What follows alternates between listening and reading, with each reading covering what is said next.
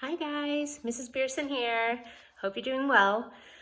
Okay, well before we went off of school, we were reading Holes. And I know you don't have your novel. I think there was a couple of you that might have brought it home, and that's okay.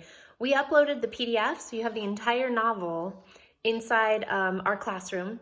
If you click on classwork, there'll be a one that says materials, and you'll see the whole novel in there. So you can be reading that on your own. I wanted to read to you, so we had a little bit of what felt like used to be our old life in our classroom. We haven't read in a few weeks, so I'll just kind of remind you where we left off.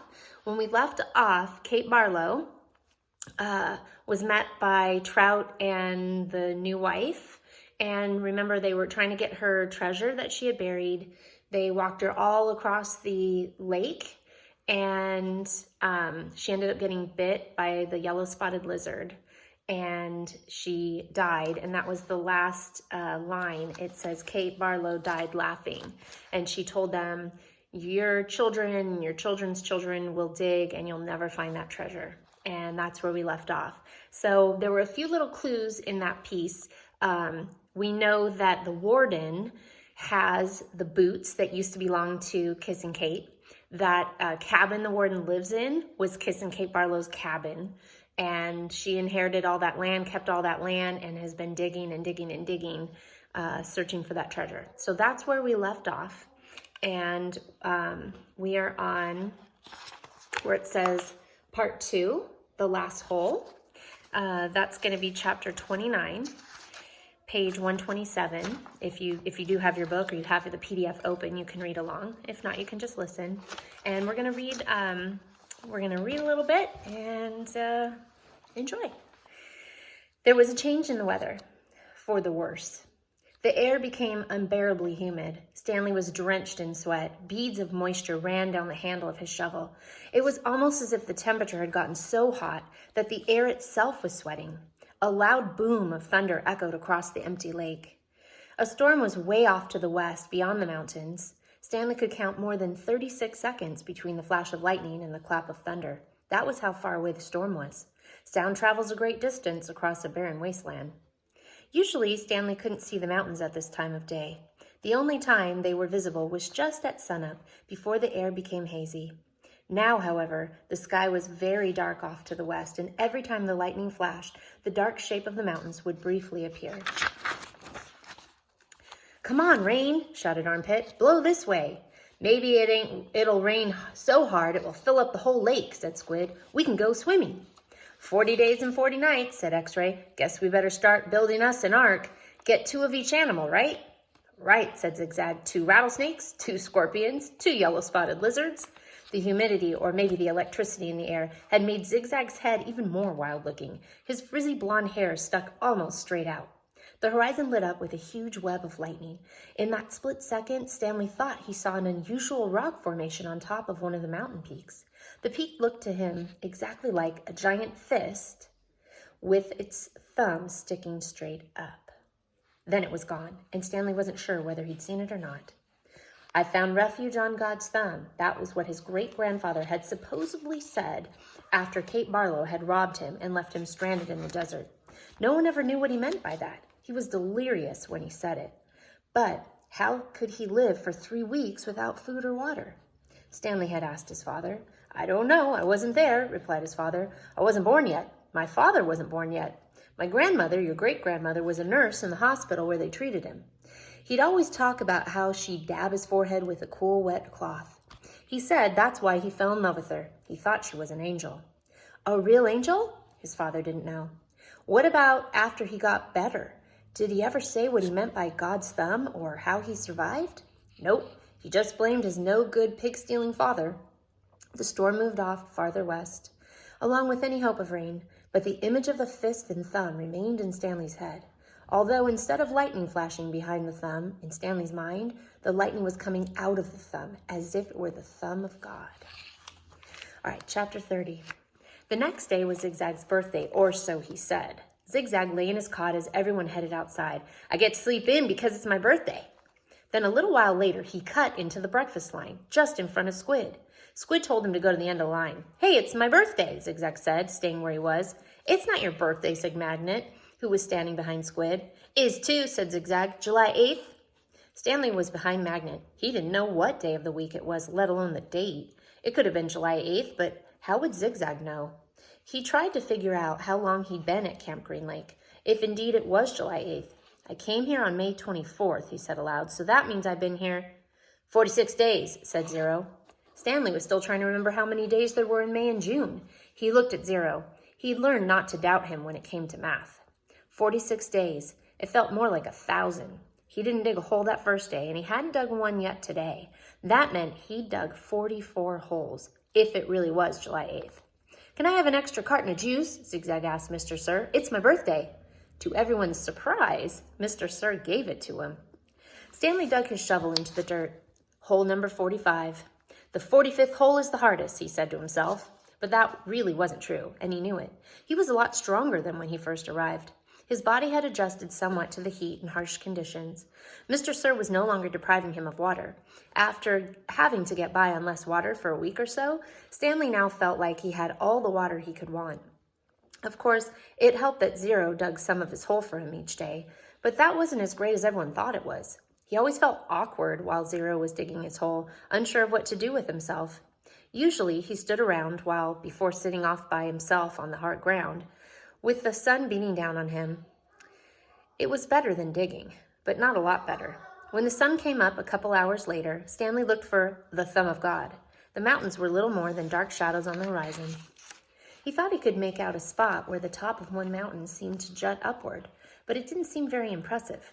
A short time later, the mountains were no longer visible, hidden behind the glare of the sun reflecting off the dirty air. It was possible, he realized, that he was somewhere near where Kate Barlow had robbed his great-grandfather. If that really was her lipstick tube he'd found, then she must have lived somewhere around here. And we know where she lived, right? Zero took his turn before the lunch break. Stanley climbed out of his hole and Zero climbed down into it. Hey, caveman, said Zigzag, you should get a whip. Then if your slave doesn't dig fast enough, you can crack it across his back. He's not my slave, said Stanley. We have a deal, that's all. A good deal for you, said Zigzag. It wasn't Zero's idea. It was Zero's idea, not mine.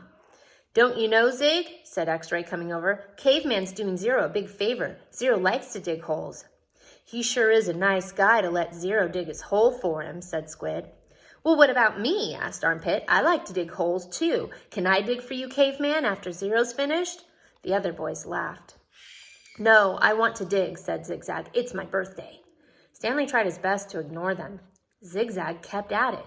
Come on, Caveman, be a pal. Let me dig your hole. Stanley smiled as if it were all a big joke. When Mr. Pendanski arrived with water and lunch, Zigzag offered Stanley his place in line. Since you're so much better than me. Stanley remained where he was. I didn't say I was You're insulting him, Zig, said X-Ray. Why should Caveman take your place when he deserves to be at the very front? He's better than all of us, aren't you, Caveman? No, said Stanley. Sure you are, said X-Ray. Now, come to the front of the line where you belong. That's okay, said Stanley. No, it's not okay, said X-Ray. Get up here. Stanley hesitated, then moved to the front of the line.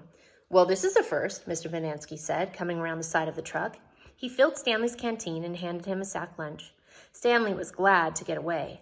He sat down between his hole and Zero's. He was glad that he'd be digging his own hole for the rest of the day.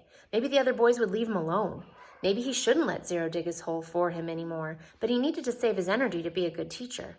He bit into his sandwich, which contained some kind of meat and cheese mixture that came in a can. Just about everything at Camp Green Lake came in a can. The supply truck came once a month. He glanced up to see Zigzag and Squid walking toward him. I'll give you my cookie if you let me dig your hole, said Zigzag. Squid laughed. Here, take my cookie, said Zigzag, holding it out for him. No thanks, said Stanley. Come on, take my cookie, said Zigzag, sticking it in his face. Leave me alone, said Stanley. Please eat my cookie, said Zigzag, holding it under Stanley's nose. Squid laughed. Stanley pushed it away. Zigzag pushed him back. Don't push me. I didn't. Stanley got to his feet. He looked around. Mr. Pendanski was filling Zero's canteen. Zigzag pushed past him again. I said, don't push me. Stanley took a step backward, carefully avoiding Zero's hole. Zigzag kept after him. He shoved Stanley and said, Quit pushing! Lay off, said Armpit, as he, Magnet, and X-Ray joined them. Why should he, snapped X-Ray. Caveman's bigger. He can take care of himself. I don't want any trouble, Stanley said. Zigzag pushed him hard. "Eat my cookie," he said. Stanley was glad to see Mr. Pendanski coming toward them, along with Zero. "Hi, Mom," said Armpit. "We were just fooling around." "I saw what was going on," Mr. Pendanski said. He turned to Stanley. "Go ahead, Stanley," he said. "Hit him back. You're bigger." Stanley stared at Mr. Pendanski in astonishment. "Teach the bully a lesson," said Mr. Pendanski. Zigzag hit Stanley on the shoulder with his open hand. "Teach me a lesson," he challenged. Stanley made a feeble attempt to punch Zigzag. Then he felt a flurry of fists against his head and neck. Zigzag had hold of his collar with one hand and was hitting him with the other. The collar ripped and Stanley fell backward onto the dirt. "That's enough," Mr. Pendanski yelled. It wasn't enough for Zigzag. He jumped on top of Stanley. "Stop!" shouted Mr. Pendanski. The side of Stanley's face was pressed against flat against the dirt. He tried to protect himself, but Zigzag's fists slammed off his arms and pounded his face into the ground. All he could do was wait for it to be over. Then, suddenly, Zigzag was off of him. Stanley managed to look up, and he saw that Zero had his arm around Zigzag's long neck. Zigzag made a gaggling sound as he desperately tried to pry Zero's arm off of him. "You're going to kill him," shouted Mr. Pendanski. Zero kept squeezing. Armpit charged into them, freeing Zigzag from Zero's chokehold. The three boys fell to the ground in different directions. Mr. Pendanski fired his pistol into the air. The other counselors came running from the office, the tents or out on the lake. They had their guns drawn, but holstered them when they saw the trouble was over. The warden walked over from her cabin. "There was a riot," Mr. Pendanski told her. "Zero almost strangled Ricky." The warden looked at Zigzag, who was still stretching and massaging his neck. Then she turned her attention to Stanley, who was obviously in the worst condition. "What happened to you?" "Nothing. It wasn't a riot." "Ziggy was beating up the caveman," said Armpit. "Then Zero started choking Zigzag, and I had to pull Zero off of Zigzag. It was all over before Mom fired his gun." "They just got a little hot, that's all," said X-Ray. "You know how it is. In the sun all day, people get hot, right? But everything's cool now." "I see," said the warden. She turned to Zigzag. "What's the matter? Didn't you get a puppy for your birthday?" "Zig's just a little hot," said X-Ray. "Out in the sun all day, you know how it is. The blood starts to boil." "Is that what happened, Zigzag?" asked the warden. "Yeah," said Zigzag. "Like X-Ray said, working so hard in the hot sun while Caveman just sits around doing nothing, my blood boiled." "Excuse me," said the warden. "Caveman digs his holes just like everyone else." Zigzag shrugged. "Sometimes." "Excuse me?" "Zero's been digging part of Caveman's hole every day," said Squid. The warden looked from Squid to Stanley to Zero. "I'm teaching him to read and write," said Stanley. "It's sort of a trade. The hole still gets dug, so what does it matter who digs it?" "Excuse me?" said the warden. "Isn't it more important for him to learn to read?" Stanley asked. "Doesn't that build character more than digging holes?" "That's his character," said the warden. "What about your character?" Stanley raised and lowered one shoulder. The warden turned to Zero. "Well, Zero, what have you learned so far?" Zero said nothing. "Have you just been digging Caveman's hole for nothing?" the warden asked him. "He likes to dig holes," said Mr. Pendanski. "Tell me what you learned yesterday," said the warden. "Surely you can remember that." Zero said nothing. Mr. Pendanski laughed. He picked up a shovel and said, "You might as well try to teach this shovel to read. It's got more brains than Zero." "The at sound," said Zero. "The at sound?" repeated the warden. "Well then, tell me, what does C-A-T spell?" Zero glanced around uneasily. Stanley knew he knew the answer. Zero just didn't like answering questions. "Cat," Zero said. Mr. Pendanski clapped his hands. "Bravo, bravo, the boy's a genius." "F-A-T?" asked the warden. Zero thought a moment. Stanley hadn't taught him the F sound yet. "F," Zero whispered. "F-at. Fat." "How about H-A-T?" asked the warden. Stanley hadn't taught him the H sound either. Zero concentrated hard, then said, "Chat." All the counselors laughed. "He's a genius, all right," said Mr. Pendanski. "He's so stupid he doesn't even know he's stupid." Stanley didn't know why Mr. Pendanski seemed to have it in for Zero. If Mr. Pendanski only thought about it, he'd realize it was very logical for Zero to think that the letter H made the CH sound. Okay, from now on, I don't want anyone digging anyone else's hole, said the warden. And no more reading lessons. I'm not digging another hole, said Zero. Good, said the warden. She turned to Stanley. You know why you're digging holes? Because it's good for you. It teaches you a lesson. If Zero digs your hole for you, then you're not learning your lesson, are you? I guess not, Stanley mumbled, although he knew they weren't digging just to learn a lesson. She was looking for something that belonged to Kiss and Kate Barlow. Why can't I dig my own hole but still teach Zero to read, he asked. What's wrong with that? I'll tell you what's wrong with that, the warden said. It leads to trouble. Zero almost killed Zigzag. It causes him stress, said Mr. Pendanski. I know you mean well, Stanley, but face it, Zero's too stupid to learn to read. That's what makes his blood boil, not the hot sun. I'm not digging another hole, said Zero. Mr. Pendanski handed him the shovel. Here, take it, Zero. It's all you'll ever be good for. Zero took the shovel. Then he swung it like a baseball bat. The metal blade smashed across Mr. Pendanski's face. His knees crumpled beneath him. He was unconscious before he hit the ground. The counselors all drew their guns. Zero held the shovel out in front of him as if he were going to try to bat away the bullets. I hate digging holes, he said.